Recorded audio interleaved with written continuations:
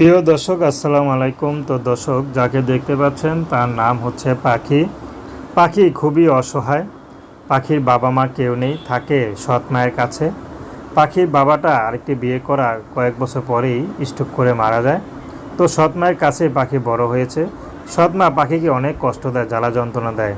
তো পাখি শেষমেশ কোনো দিশেহারা উপায় না পেয়ে ইউটিউবে এসেছেন।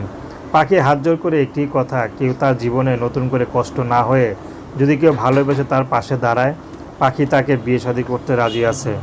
পাখির ব্যক্তিগত কোনো চাহিদা নেই, কোনো পছন্দ নেই। ভালোবেসে যে আপন করতে পারবে, পাখি তাকেই বিয়ে করবে। সে যদি বিবাহিত বয়স্ক হয়, পাখির কোনো আপত্তি নেই। তো দর্শক, এই ছিল পাখির জীবনের সংক্ষিপ্ত জীবন কাহিনী। তো প্রেম, ভালোবাসা, বিয়ে শাদী করা একান্ত আপনাদের ব্যক্তিগত ব্যাপার। আসুন আমরা ৫ ওয়াক্ত নামাজ পড়ি, সর্বদাই দেশের সেবা করি। আর পাখির সাথে যোগাযোগ করতে গেলে তার নাম্বার দেয়া আছে, ওই নাম্বারে ফোন দিলেই আপনারা যোগাযোগ করতে পারবেন। আসসালামু আলাইকুম রহমতুল্লাহি ওয়া বারাকাতুহু।